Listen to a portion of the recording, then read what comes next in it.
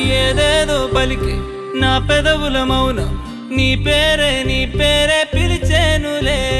నీ పిచ్చితోనే అల్లాడే ప్రాణం నిన్నేలే నిన్నే